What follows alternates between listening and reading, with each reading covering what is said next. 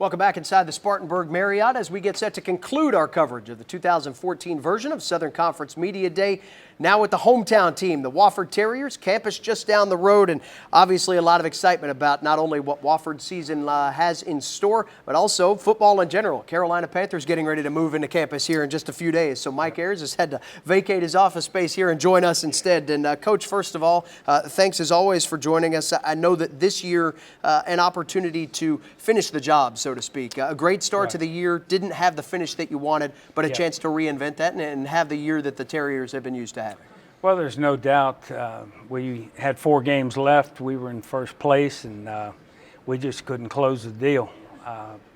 We did a lot of soul searching as a staff. We went back and studied our film, studied our game plans, studied the way that we taught techniques, and it's amazing to realize that the difference between winning and losing can sometimes really come down to one play or one penalty or one turnover. And that's our fault as coaches. We looked at ourselves, and the thing that we've tried to emphasize to our staff, what we've got to do is let's try to keep it as simple as possible. Let's do our best to have the best conditioned athletes in the country, and let's go out and let's play, and let's finish every play.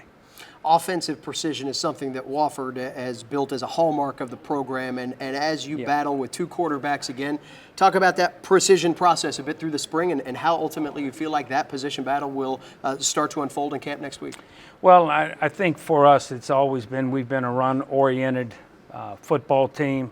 We feel like that's our niche. That's the type of guys that we can get, and we've been successful with it. Last year we did okay.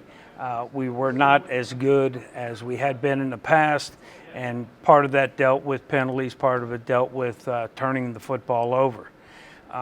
We feel that as a football team, we're young in some areas, and in some areas at some critical positions.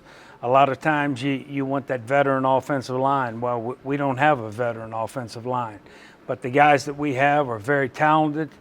We have one of the best offensive line coaches in the country with Coach Nash, and we feel that we'll be able to get those guys up to speed. We have some skill kids that are really good players. We've got the type of guy that we want at fullback. We've got that. We've got quality halfbacks. We've got some receivers that are really good guys. They're tough. They'll block. They can catch the ball, and they can run well. You look at us defensively, we're probably, from an age standpoint, we're more mature.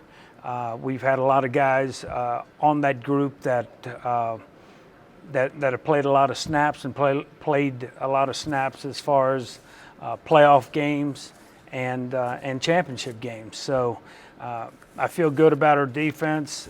Kicking game wise, I feel that we'll be a good kicking game, a solid kicking game. The thing that we're going to stress, harp on, pound on, and constantly stay after our guys will be finishing every play. And then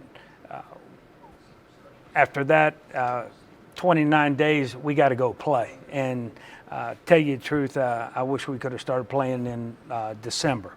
But we know that the challenge of the league is it's tough. And last year, the league, everybody moved up from you look at Western Carolina, they got better. You look at Chattanooga, they got much better. You look at Sanford, they got much better. You look at Furman, they got much better. And everything piled up to the top.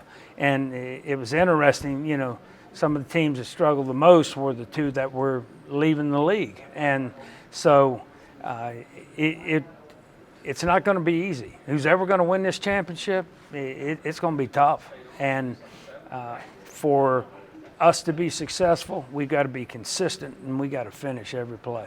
Coach, I know that last year your defense kept you in a good number of games, Yep. only allowing about 25 points, less than 400 yards of total offense. Now you have one of your most decorated household names in Nathan Fuqua leading that group. One of the Twitter questions that we got here in this bevy of social media attack we've gotten with you here on the stage, Talking Terriers wants to know what his stamp will be on this defense. Well, I think the thing that Coach Fuqua is going to bring, he's going to bring a great deal of detail. He's going to bring a group of guys that are going to be willing to play hard, and he's going to bring accountability to a group of guys. He kind of put his stamp on that this summer, and he's a great teacher. He was a great player. He was our first four-time All-Southern Conference player, and he knows what it is to play championship defense, and he's been around a lot of good ball coaches, and he'll do an outstanding job. I have no doubt. Well, Coach, I can tell, as always, you are as eager and ready for this season as any other. I know the Wofford Terriers are excited about what's ahead, and we also would like to extend our congratulations to your family. I know granddaughter number 4 or grandchild number 4 grandchild today, number 4. just hours ago. Yes, Madison Grace. Well, yeah, very blessed. That is fantastic. Our thoughts with your family today. Best of luck to the Terriers this year. We look forward to a great season. Thank you. Appreciate you. Mike Ayers joining us, the head coach of the Wofford Terriers, one of the all-time greats in the coaching world, 6th all-time amongst active coaches at the FCS level,